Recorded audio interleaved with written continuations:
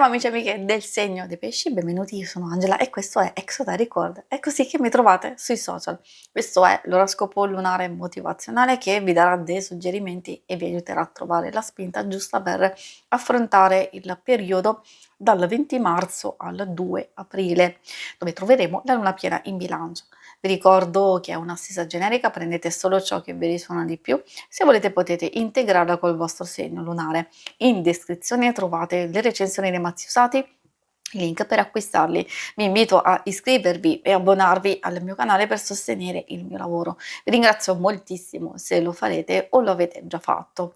E adesso partiamo, andiamo ad accendere la nostra luna, vediamo dal punto di vista astrologico cosa aspettarci, quindi in senso generico un po' a tutti questa luna piena in bilancia ci porterà più equilibrio, realizzazione interiore, sensibilità nel senso di vedere e fare arte, quindi secondo me è un periodo adattissimo per chi vuole sviluppare qualche capacità o vuole fare qualcosa di creativo e di artistico, meglio per chi già lo fa proprio come mestiere o ha un certo tipo di ambizioni, anche per chi vuole semplicemente fruire, non vedere una mostra, un concerto, quindi periodo adattissimo per questo. Poi voglia di aprirsi e di comunicare, questo può essere utile per le relazioni che possono migliorare, possono rafforzarsi, i conflitti si possono risolvere e non solo, ci sono anche opportunità a livello pratico, nel senso lavoro, finanze e di carriera molto interessanti. Di contro dobbiamo fare attenzione perché in questo periodo l'umore potrebbe essere abbastanza mutevole tra insicurezza, indecisione oppure eccessiva rigidità, severità, addirittura pigrizia, inazione e questo porta instabilità nelle idee e anche nel prendere delle decisioni. E adesso procediamo con la prima carta, importantissima proprio per capire il nostro punto di partenza. Punto di partenza e anche man mano per gestire o anche che cosa aspettarci. In questo caso abbiamo la luna nuova. È vero che può riferirsi a quella che stiamo lasciando andare del 19 marzo e quindi forse c'è qualcosa che dobbiamo attenzionare, un qualcosa che è accaduto diciamo, nei giorni scorsi. Vi ricordo che noi vediamo adesso le energie a partire proprio dal 20 marzo in poi fino al 2 aprile. Non solo, proprio come significato della carta stessa ha a che fare con un inizio, con la positività, con le idee che possono essere innovative, oppure delle novità in arrivo, momento adatto per stabilire dei traguardi, oppure come usare le proprie energie, soprattutto quelle di attrazione per prepararsi ad accogliere qualcosa di bello, un dono, una benedizione, un qualcosa di positivo per noi. Quindi l'importante è favorire questo nuovo inizio e di avere una mente aperta. Poi troviamo la luna oscura, anche qui diciamo il messaggio ha a che fare, di più con un potenziale e, il trovarci nelle prime fasi di un qualcosa e quindi anche qui effettivamente, c'è l'indicazione del prepararsi per nuove iniziative.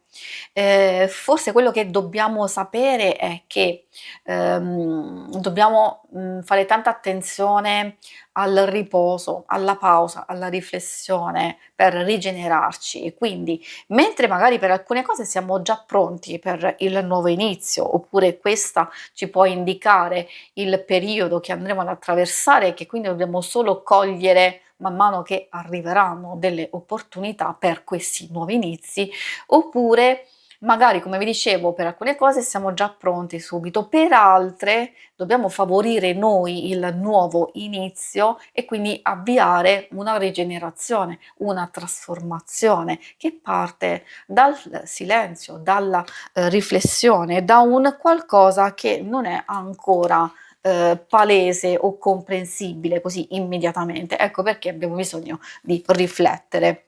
E poi c'è la carta prendere la luna. e in questo caso si tratta proprio di andarci a prendere un qualcosa di positivo, quindi vuol dire capacità di attrazione. È vero che spesso ha a che fare un po' di più con le situazioni relazionali, sentimentali, di amicizia proprio come nuova storia romantica o come appuntamenti, flirt, incontri per amicizia o divertimento, nuove conoscenze ed esperienze, quindi di lasciarsi andare o darsi una possibilità di amare o di migliorare.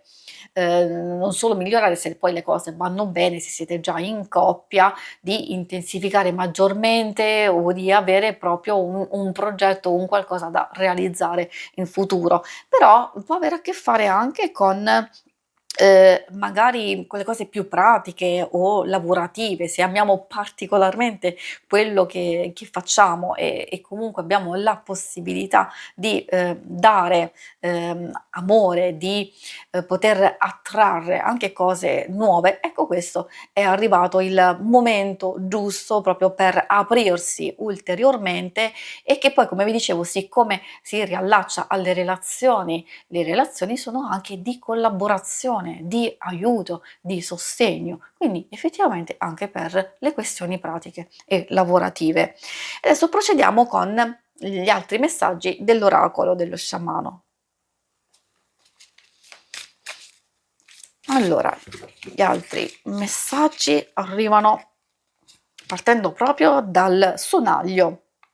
Il sonaglio è molto particolare come messaggio perché ha a che fare con un richiamo, quindi richiama quel suono, no? Il richiamo, comunicazione, come risveglio, comunque se un qualcosa ci sta mostrando una nuova possibilità di muovere l'energia, di richiamare le forze sottili, di risvegliare appunto quella capacità, quel potere latente o un qualcosa che abbiamo messo da parte e quindi ecco che arriva quel richiamo all'azione, quindi agire con lucidità e chiarezza.